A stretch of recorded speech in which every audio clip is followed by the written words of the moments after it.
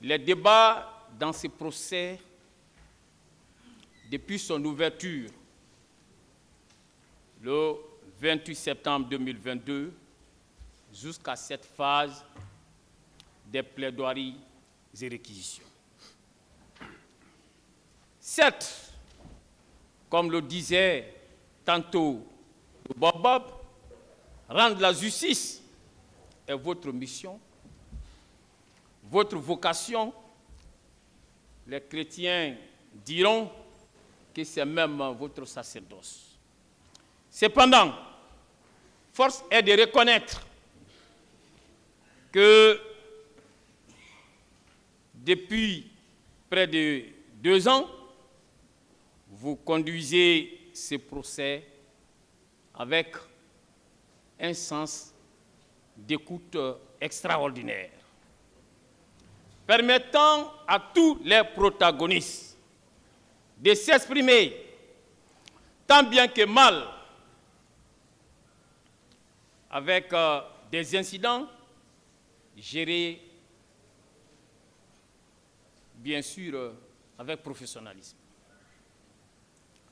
Voilà que vous êtes encore là depuis le début de ces plaidoiries, en train d'écouter toutes les parties avec une patience extraordinaire. Et vous savez que vous serez là, et encore, pour écouter les éventuelles plaidoiries. Parce qu'un procès de telle envergure l'exige. Vous serez encore là. Et avant de donner la parole en dernier lieu à chacun des accusés pour sa propre défense. C'est bien, après l'observation de ces rituels judiciaires que la loi vous impose, que vous entreprendrez une sentence, un verdict. En attendant cette sentence, ce verdict, l'attitude qui est la vôtre, qui est celle de vos 2 assesseurs, Monsieur le Président, permet de rassurer et de faire espérer toutes les parties à ce procès. Ainsi, en dépit de votre jeunesse,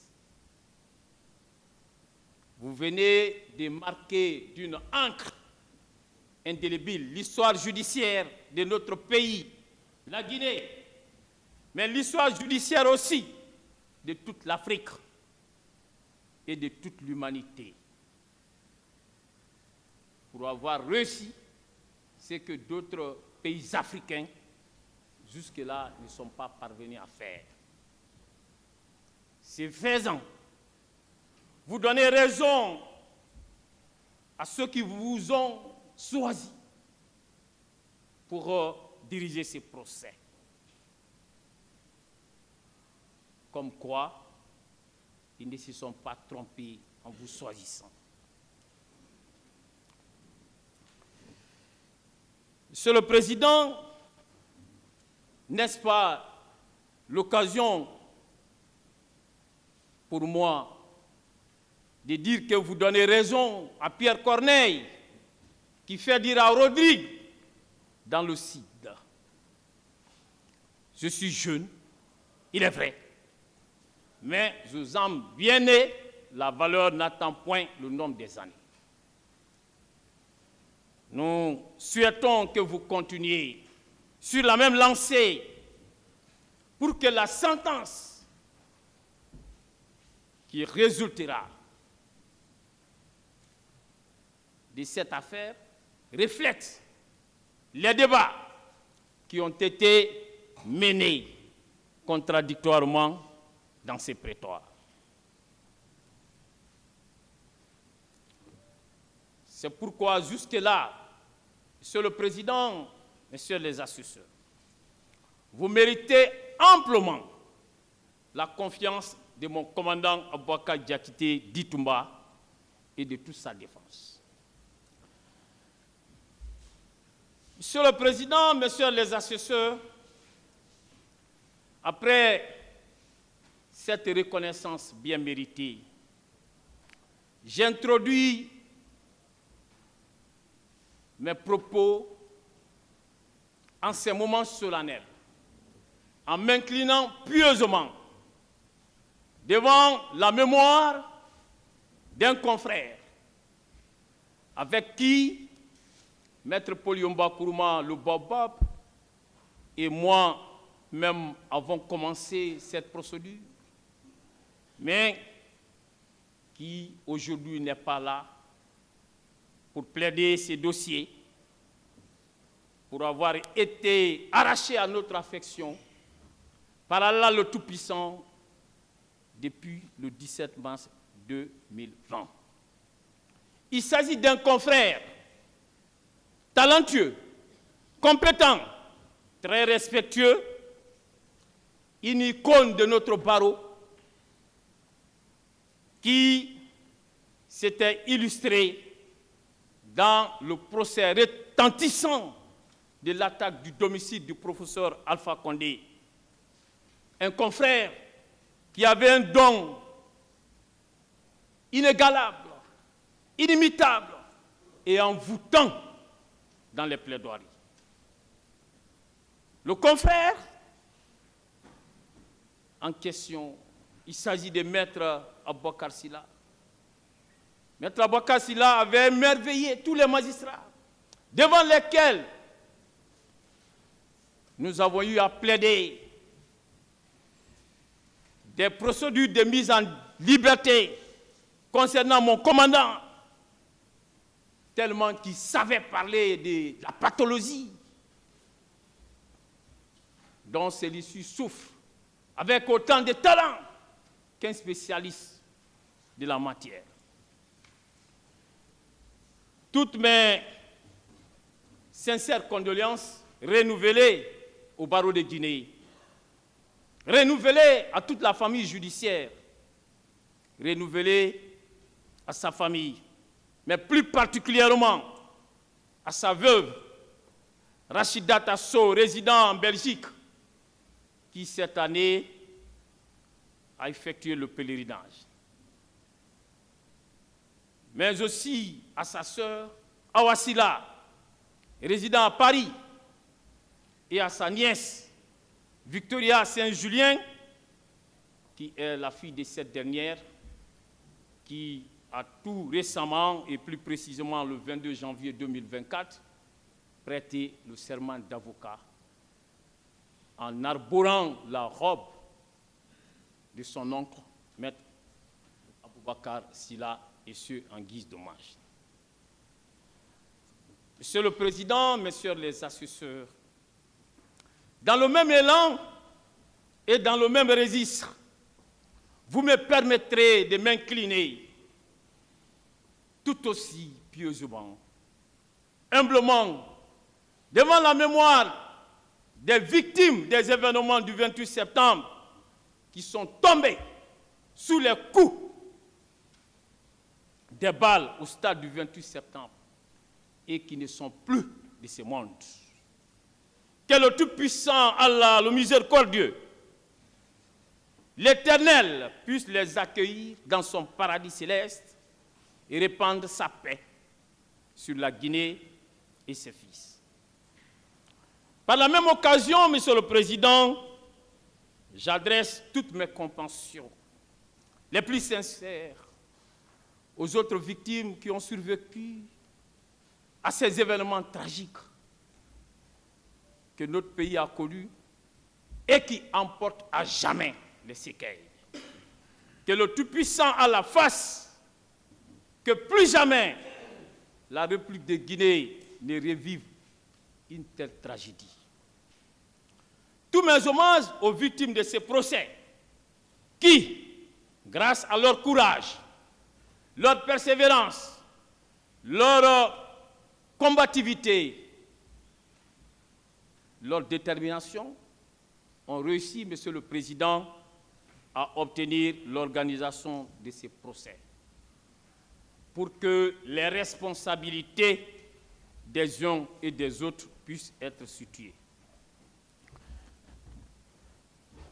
Monsieur le Président, si ces valeureuses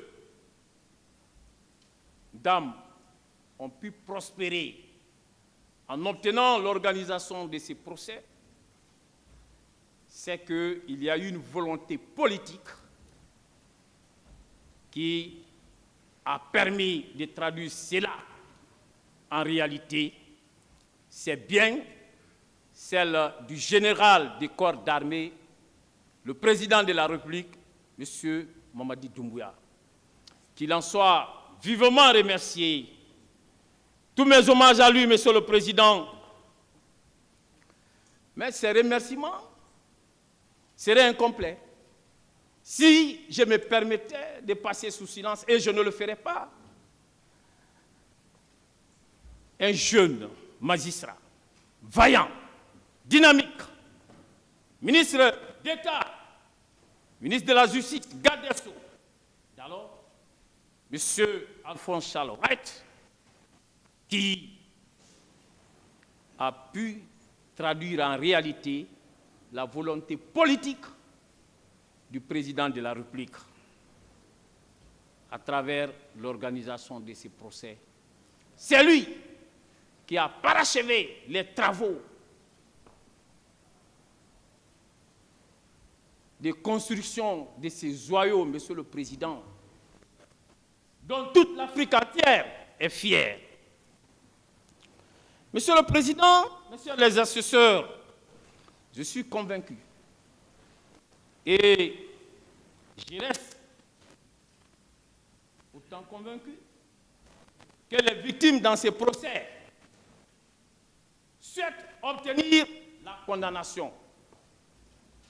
Mais, Monsieur le Président, elles ne souhaitent que la condamnation des coupables, rien que des coupables et non des innocents. Ce credo, qui est celui des victimes, a en tout temps, en tout lieu, en toutes circonstances, été aussi celui des magistrats siégeant en matière criminelle comme vous. Parce que ce credo, Monsieur le Président, met à l'abri des magistrats siégeant en matière criminelle de l'erreur judiciaire.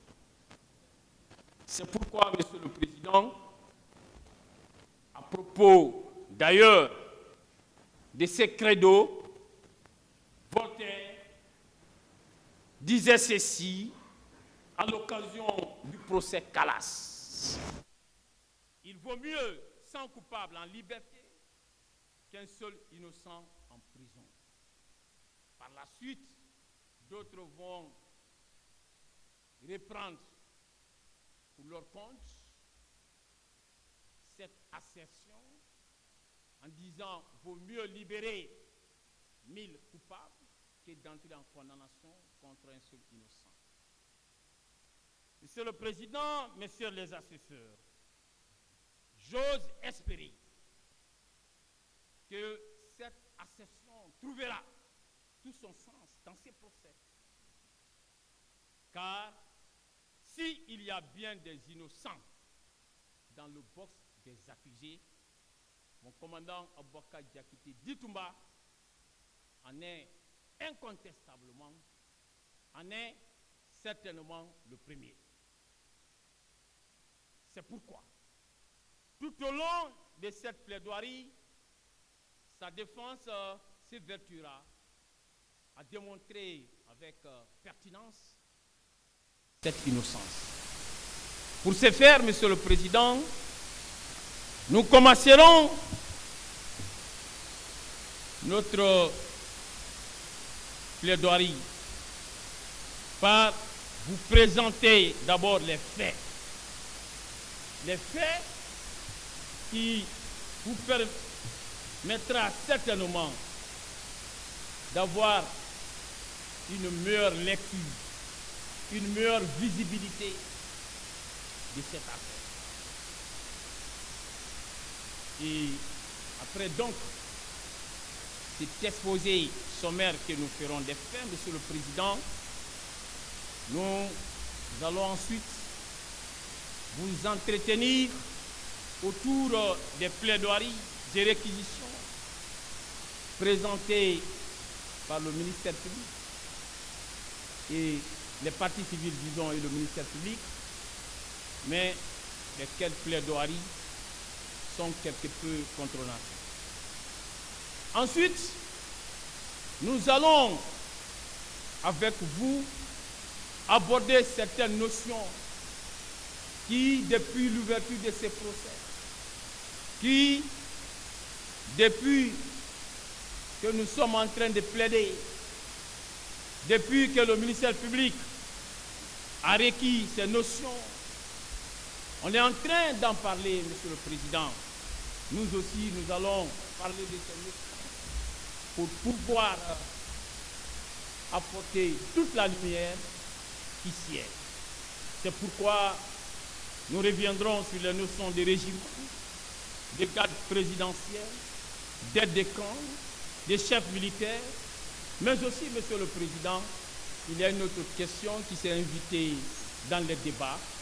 Nous avons relevé que pour des raisons, certaines parties de la défense ont entretenu une confusion entre la notion de traitement équitable des personnes poursuivies pour les mêmes infractions et le pouvoir d'individualisation de la peine que la loi vous reconnaît en tant que juge du siège, en tant que juge de jugement. Après donc cela, nous allons, Monsieur le Président, vous entretenir autour de la question d'innocence de mon commandant. L'innocence de mon commandant, telle qu'elle résulte des débats qui ont été contradictoirement menés ici.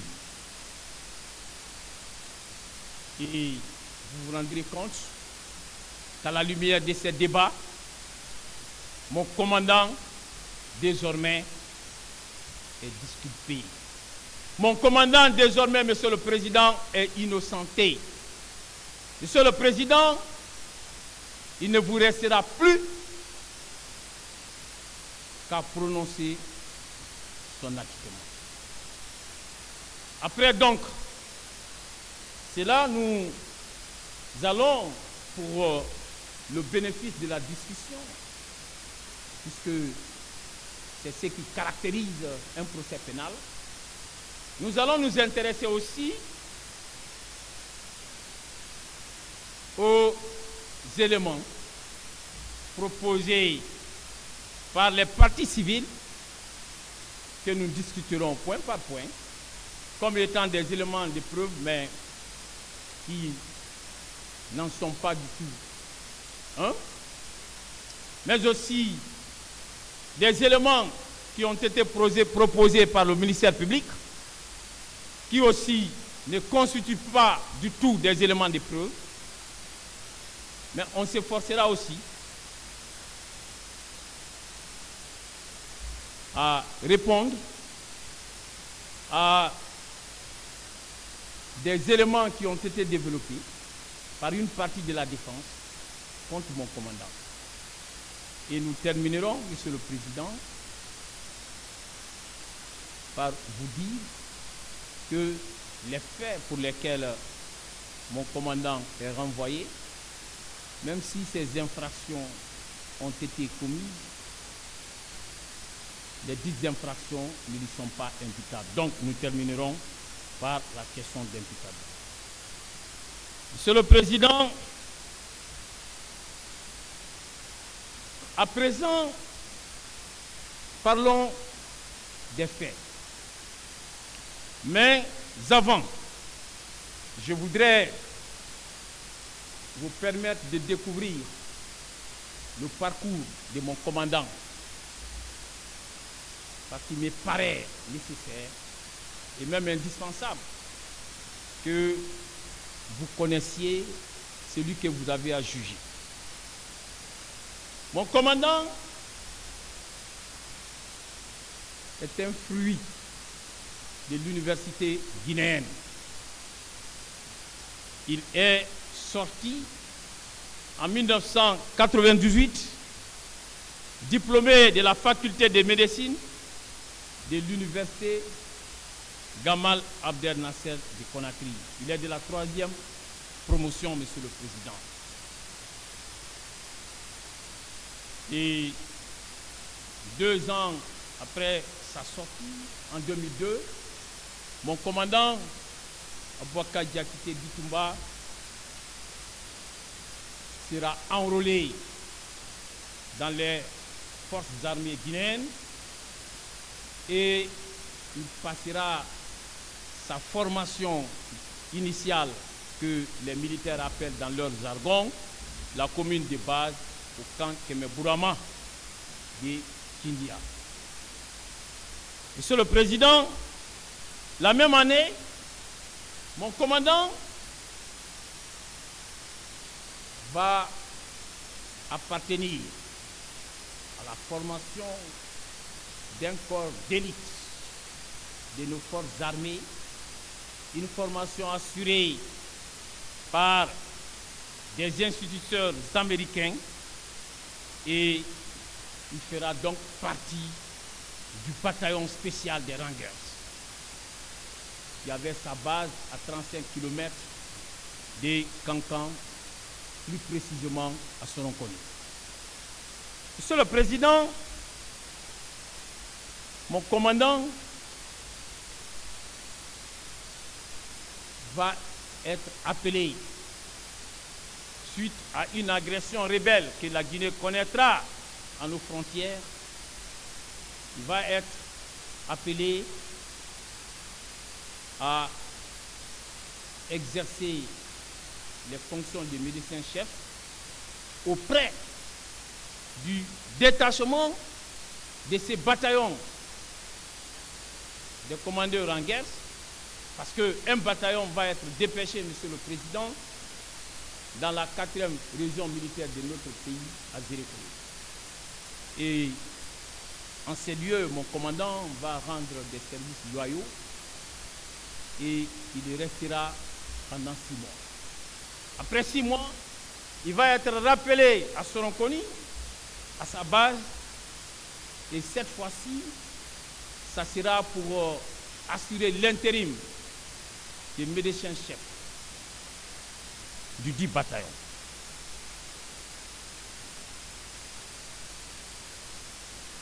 Et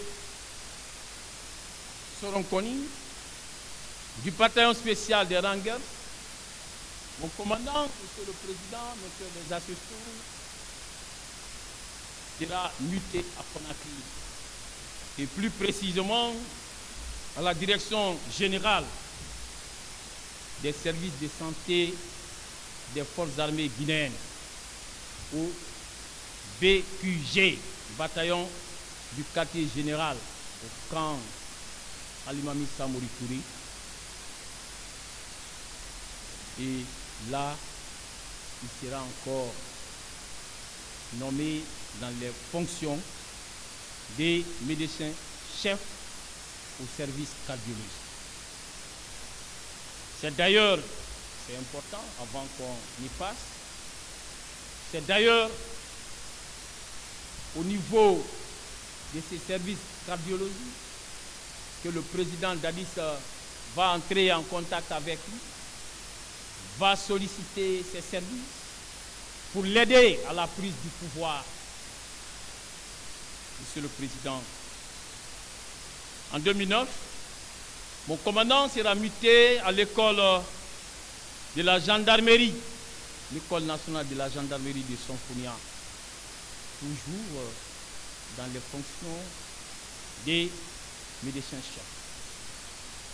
Je rappelle que cette école avait à l'époque un effectif de 3500 élèves gendarmes. Alors, Monsieur le Président, chose promise, chose faite. Il a promis au président Dadis qu'il l'aidera dès la mort du feu président général Lansana Conté à conquérir le pouvoir. Et cela a été fait. C'est pourquoi, en raison de ces efforts remarquables, le président Dadis prendra un décret et le nommera dans les fonctions d'aide de camp. Et il le reconnaît lui-même, le président Dadis, dans son procès verbal d'interrogatoire en date du 13 juillet 2015 en ces termes. C'était à la question de savoir qui l'aurait recommandé la nomination de mon commandant. Il a dit ceci, Monsieur le Président. Personne ne m'a recommandé la nomination de Toumba. Il faisait partie de mes adeptes, c'est-à-dire des petits qui me portaient confiance. Le jour du coup d'État, il a été l'un des éléments de la troupe qui m'a porté au pouvoir, au détriment de Mamadou Ba Camaradi Toto et Sekouba Kouna. Monsieur le Président. Ah, le pouvoir. Ah, le pouvoir. Monsieur le Président, généralement, ceux qui conquièrent ensemble le pouvoir, une fois que le pouvoir est conquis, on trouve que les amis qui ont aidé à la prise du pouvoir sont encombrants et on cherche toutes sortes de subterfuges, de manœuvres, de moyens pour pouvoir écarter les amis les plus chers. Ce sera le cas pour mon commandant Bouaka Diakité Ditumba. Monsieur le Président, dès les premières heures, tout sera mis en œuvre pour l'écarter. On le trouvait déjà encombrant. Il y avait des nouveaux parrains. Des parrains de la victoire qui venaient d'être conquises à travers l'avènement du président Dadis au pouvoir. Il fallait écarter mon commandant. Il fallait le mettre de côté. Monsieur le Président, au nombre des moyens tendant à atteindre cet objectif, alors, M. C.C. Raphaël, qui ne se connaissait ni d'Ève ni d'Adam avec mon commandant, va être muté, va être dépêché auprès du commandant Toumba en mission d'espionnage. Il devrait veiller sur les paroles de mon commandant. Il devrait veiller sur ses faits. Il devrait veiller sur ses gestes. Et en retour, il devrait en rendre compte au président Dadis. Monsieur le Président, mon commandant étant quelqu'un de très fidèle, étant quelqu'un de très respectueux de la parole donnée, cette mission d'espionnage ne débouchera sur aucun résultat.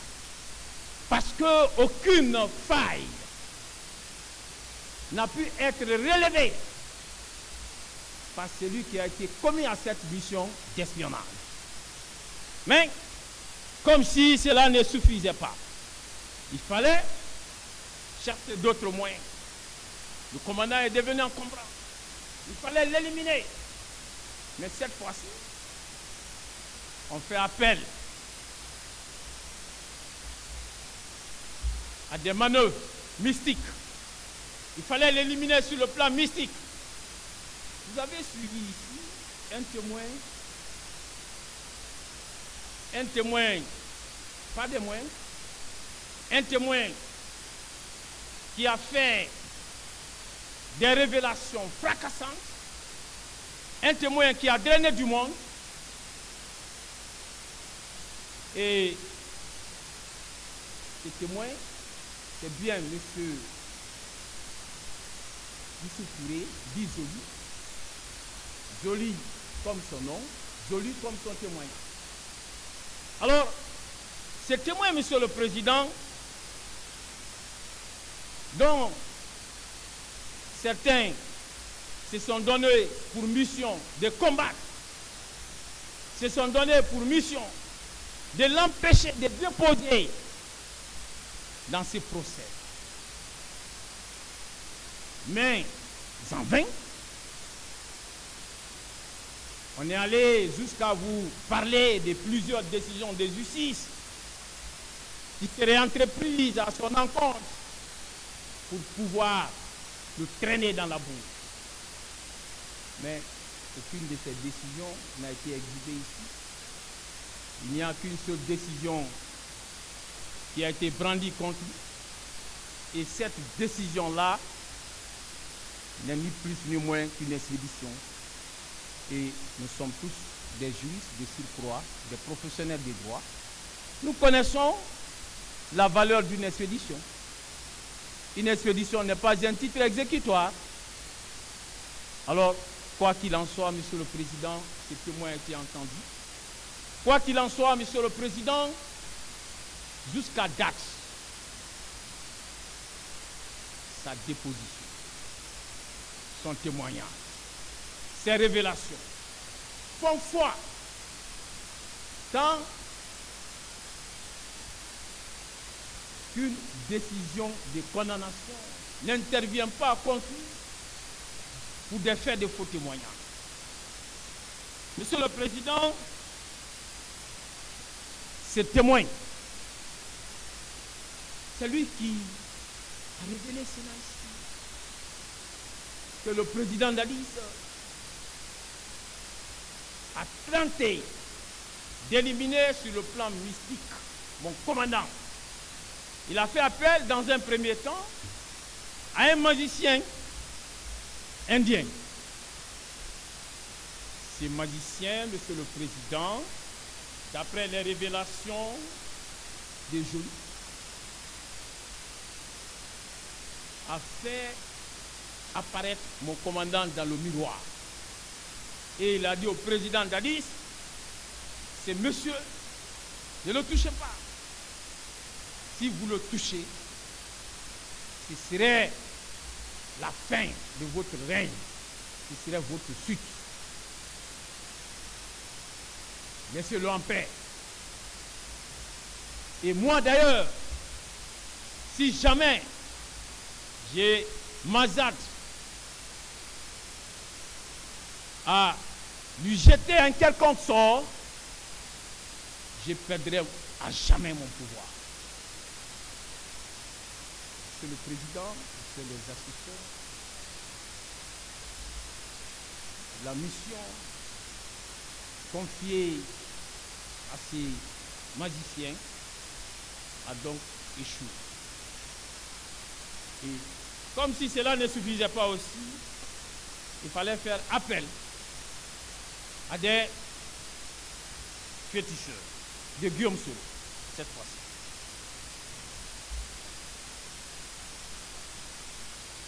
À des féticheurs de Guillaume Soro, Monsieur le Président. Et ces féticheurs vont également venir. Et ces féticheurs, Monsieur le Président,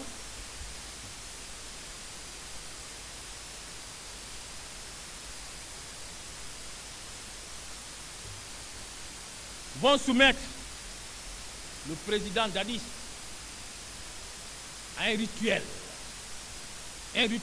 démoniaque, à un rituel satanique, qui consistait, selon le même témoin, à se laver avec du sang humain.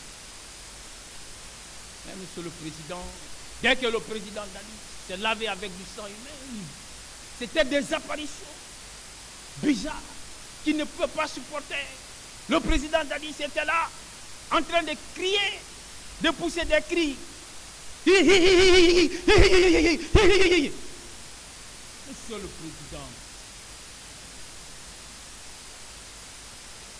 il a fallu de peu, on aurait perdu le président Dadis. Mais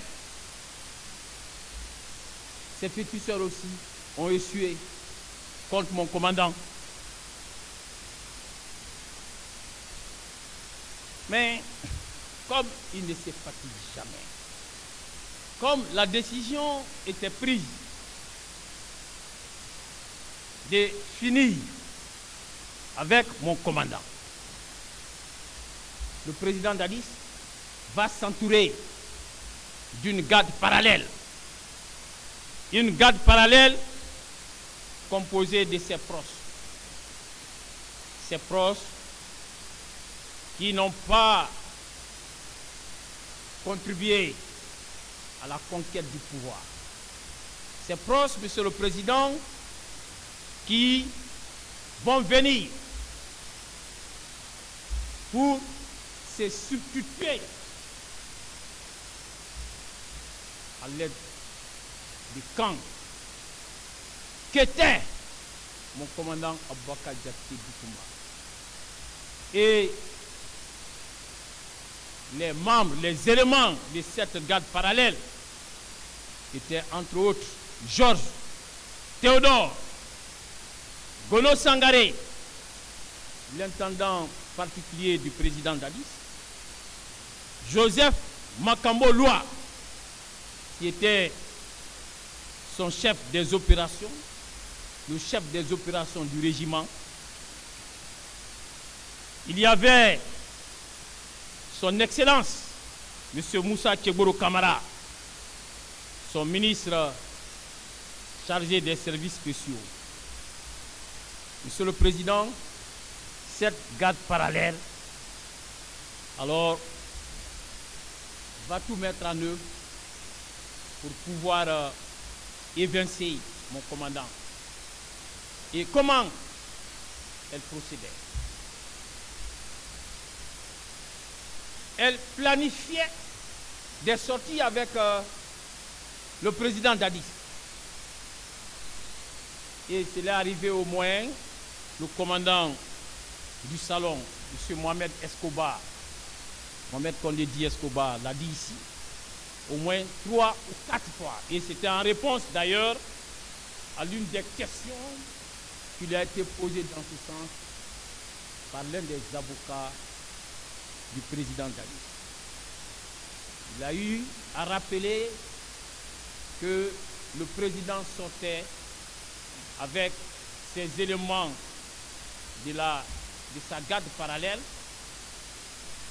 à l'insu du commandant Aboubakar Diakité Bitoumba, et que mon commandant était, à chaque fois que cela arrivait, était obligé de sortir, de rechercher le président Dadis pour pouvoir rattraper le cortège, Monsieur le Président, et reprendre sa place.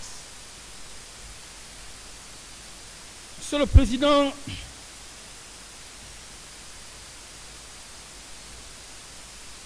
C.C. Raphaël a confirmé la même chose dans ses prétoires. C'est dans ce contexte, c'est dans ces circonstances que le président Dadis va changer de discours. Celui qui, à l'avènement du CNDD au pouvoir, avait rassuré plus d'un Guinéen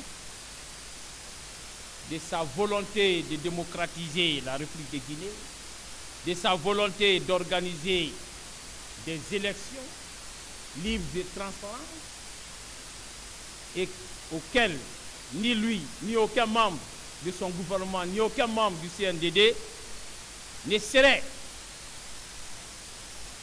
candidat. Monsieur le Président va changer de discours. Désormais, celui qui désacralisait le pouvoir en disant le pouvoir c'est quoi, va finir, Monsieur le Président, par être intéressé par le pouvoir. Va finir par dire que s'il veut, il se présente, s'il ne veut pas, il ne se présente pas. Et qu'il va ôter sa tenue et il peut être candidat. Alors, ce discours qui n'était pas du tout rassurant pour la classe politique, qui à l'époque, cette classe politique était réunie sous la bannière des forces vives. Les forces vives, Monsieur le Président, ne vont pas du tout apprécier ces changements de discours. Les forces vives vont donc projeter une manifestation. C'est bien la manifestation dont la date a été choisie par M. Bahouri, il l'a dit ici, c'était en réponse à l'une de mes questions. Donc, M. Bahouri, Monsieur le Président, Messieurs les assesseurs, va proposer la date du 28 septembre, lundi 28 septembre 2009, et cette date sera retenue comme la date de ces événements. Mais, Monsieur le Président, qu'est-ce qui va se passer? Au petit matin du 28 septembre, pendant que mon commandant Boubacar Diakité Ditumba se reposait, il a été réveillé par certains éléments de la date parallèle du président Dadis. En l'occurrence, M. Joseph Makambo-Loua, Georges Théodore, qui était en compagnie de M. Marcel Guilavogui, et qui sont venus lui exprimer leur intention de participer à la gestion de la manifestation projetée par les forces vives au stade du 28 septembre. Monsieur le Président, la réaction de mon commandant ne s'est pas fait attendre. Aussitôt, il a réagi. Aussitôt, Monsieur le Président, il a dit que personne ne sortira, que personne ne se rendra au stade. Mais au même moment, Monsieur le Président, Messieurs les assesseurs, vous avez Georges, qui était déjà en communication téléphonique, et qui disait que déjà des éléments sont envoyés dans 3 quarts pour infiltrer les manifestants. Encore, mon commandant réagira farouchement en disant que personne ne sortira, Monsieur le Président. Mais c'était déjà planifié par le président lui-même, qui avait envoyé vers mon commandant ces éléments de sa garde parallèle. Mais face à la réticence de mon commandant, face à sa réaction, Monsieur le Président, le président Dadis lui fera appeler par M. Marcel Guilavogui. Arrivé dans la chambre du président, mon commandant l'a trouvé dans un état de colère indescriptible, Monsieur le Président. Mais cet état de colère, qui n'en a pas parlé ici? Tous ceux qui ont, ce jour-là, eu, je ne sais pas, le bonheur ou le malheur de rencontrer le président Dadis, l'ont témoigné. Le général Sano, le chef d'état-major, a parlé de cet état de colère indescriptible. Général Toto, dans son procès verbal d'interrogatoire, en a parlé. Monsieur le Président, et le président Dadis disait ceci, Monsieur le Président, c'est important de rappeler. Le pouvoir est dans la rue, ils vont le regretter, il faut les mater.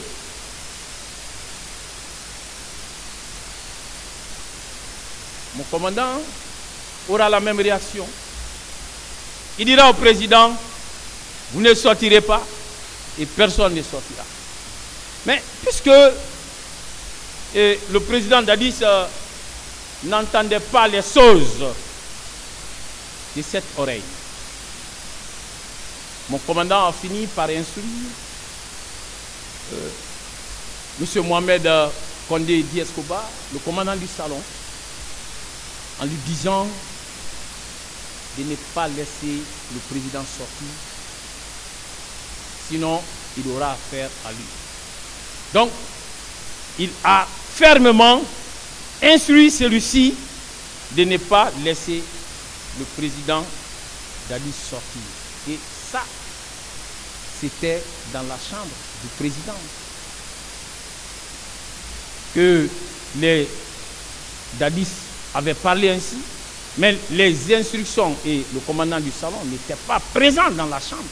Ils ne pouvaient pas savoir. C'est pourquoi, en réponse à l'une de vos questions, Monsieur le Président, il vous a dit que non, lui, il n'était pas dans la chambre, il ne pouvait pas être témoin de ce que le président Dadis a dit. Mais, et comme un prolongement de l'état de colère du président Dadis, de son état de fureur ces jours-là, lorsqu'il est sorti, il est venu trouver au salon M. Mohamed Escobar. Il lui a dit ceci, allons-y, ils vont nous tuer tous. Le commandant du salon vous a dit qu'il s'y est opposé et que le président Dadis avait même pris place derrière son volant lorsqu'il est venu lui arracher la clé et comme sanction, il lui a administré une gifle. Monsieur le Président, mon commandant ayant regagné sa résidence sera un peu plus tard informé par un certain Koumbassa de ce que le président Dadis est sorti. Mais Monsieur le Président, dès qu'il a reçu cette information, et puisque le président Dadis avait pris l'habitude de sortir sans lui, mon commandant, aussitôt, précipitamment, est sorti. Et quand il sortait, Monsieur le Président, il n'a constaté la présence d'aucun dispositif de sécurité présidentielle. Il est sorti et il est allé à la recherche du président Dadis. C'est dans ces conditions qu'il s'est retrouvé sur l'esplanade du stade du 28 septembre. Et en ces lieux, il va s'apercevoir des mouvements de panique à l'intérieur du stade. Et par réflexe des soldats, alors mon commandant va garer sa Jeep. Sa Jeep, il le laissera à bord de cette Jeep M. Foromo, le féticheur du président Dadis, avec lequel il était sorti ces jours. Le féticheur que le président Dadis a dit ici ne pas connaître. Pourtant, le commandant du salon a bien dit oui, que lui aussi il a connu M. Foromo et que M. Foromo était bien le féticheur du président Dadis. Le féticheur qu'il a laissé donc à bord de sa Jeep et il est rentré au stade. Monsieur le Président, mon commandant avait les mains nues. Il n'était porteur d'aucune arme apparente ou cachée. En tout cas, les victimes qui ont été entendues ici, nous parlerons plus tard de leur déclaration. Aucune de ces victimes n'a soutenu le contraire ici. Monsieur le Président, mon commandant, à pas géant, va rentrer dans le stade et va réussir à extirper et au prix des coups qu'il essuiera 4 leaders politiques. 4 leaders politiques.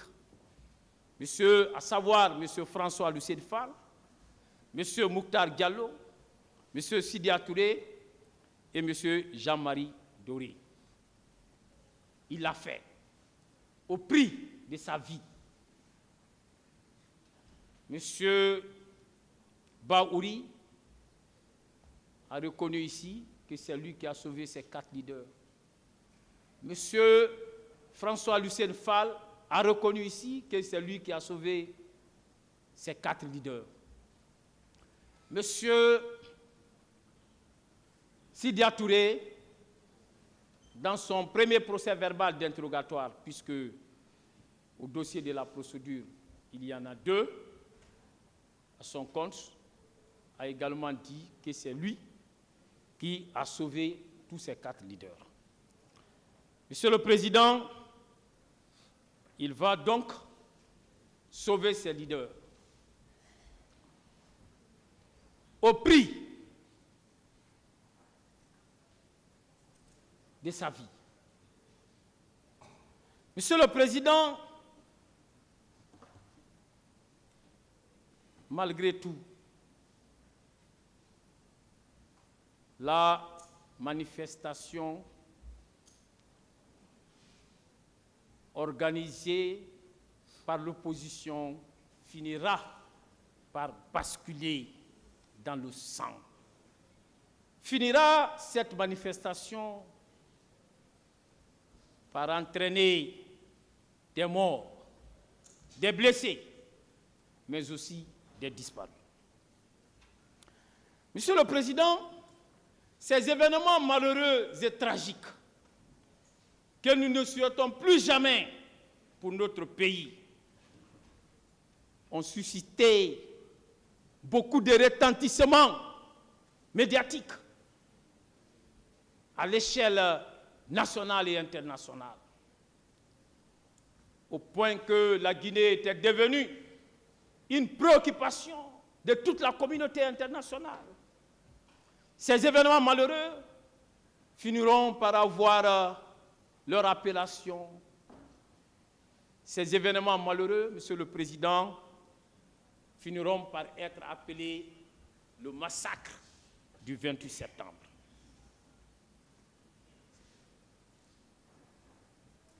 Mais, Monsieur le Président, je voudrais, avec votre permission, que nous puissions faire une pause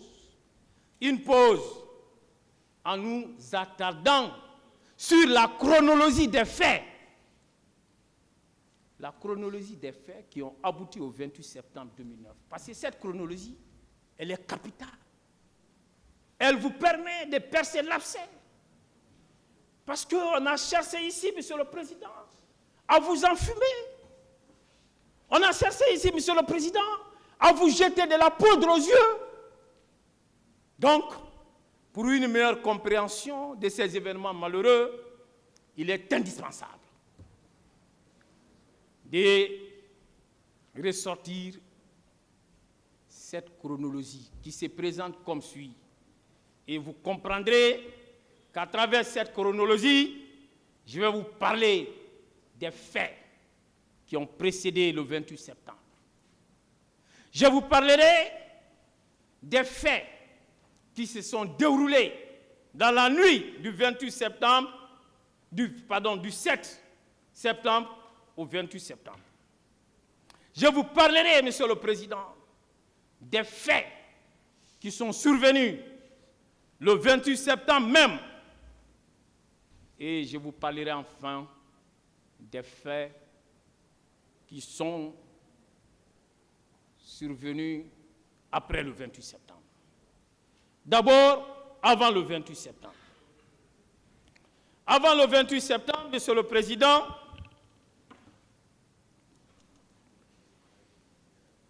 il y a des centaines de civils dont la présence a été constatée au camp Alfaya Diallo par mon commandant et qui y était entraîné par M. Claude Pivy.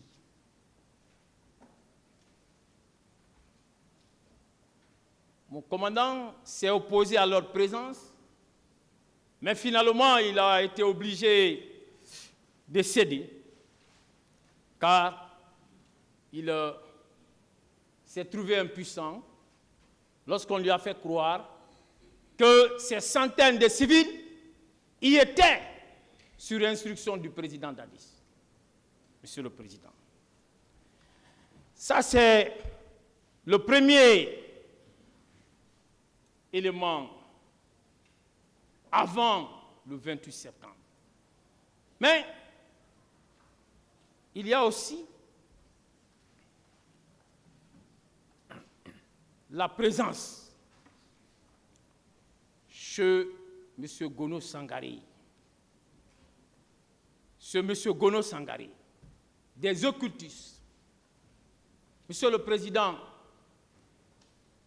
qui était entretenu par M. Gono Sangaré, l'intendant particulier du président Dadis, et par le président Dadis lui-même. Mon commandant a vu ces occultistes-là, là-bas, qui portaient des flèches, qui portaient des coris. C'est important parce que je parlerai plus tard de ces mêmes personnes. Troisième élément que je vais relever, c'est l'existence des recrues. Monsieur le Président, des recrues dans un camp militaire appelé Kalia, des recrues qui s'y trouvaient sous le commandement exclusif du président Dadis. C'est ce qu'on ne veut pas reconnaître. Mais, Monsieur le Président, les éléments du dossier ne permettent pas de soutenir le contraire. Parce que vous avez des voix les plus autorisées, comme celle du chef d'état-major général des forces armées d'alors, général Ousmane Sano, qui, sur cette question des recrues,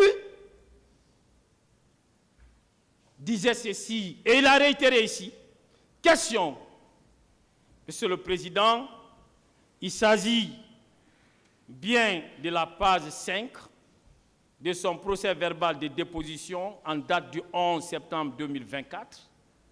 Question, que savez-vous de la présence des recrues de l'école de Kalia au stade? Réponse. Ces recrues étaient à la charge exclusive du chef de l'État. À la charge exclusive du chef de l'État et du ministre de la Défense dans le cadre de leur propre sécurité. Je n'ai ni assisté à leur recrutement, ni à leur formation. Monsieur le Président, ces recrues étaient des recrues qui s'y trouvaient dans ces camps sous le contrôle effectif du président Dadis. Ce n'est pas mon commandant qui le dit. Ce n'est pas sa défense qui le dit. Ce n'est pas le ministère public qui le dit. Encore moins les partis civils. Mais c'est un élément acquis au débat. Et relativement à la même question, Monsieur le Président, puisque c'est une question importante, cruciale, vous avez une autre voix très autorisée, qui est celle du chef d'état-major de l'armée de terre au moment des faits, général Ansoumane Kaba, à qui la même question a été posée et qui a donné les réponses suivantes. Ces réponses sont pertinentes. Ces réponses, Monsieur le Président, doivent retenir votre attention au plus haut niveau. Il disait ceci: est-ce hier, et je précise la page 3 de son procès verbal de déposition en date du 13 avril 2016, est-ce hier, l'information concernant le regroupement des jeunes en forêt m'avait été remontée. Mais le pourquoi, je ne l'ai pas su. Même lui, il savait qu'il y a eu un recrutement au niveau de la forêt. Même si aujourd'hui on est tenté de le nier. Mais Monsieur le Président, il poursuit. Et sur la même page, en disant, est-ce hier, le regroupement de Kalea a été géré par Dadis et son ministre de la Défense. Monsieur le Président, comment le président Dadis et sa défense peuvent-ils être tentés de nous distraire en disant que le président Dadis ne connaissait rien en ce qui concerne cette affaire des recrues de Kalea?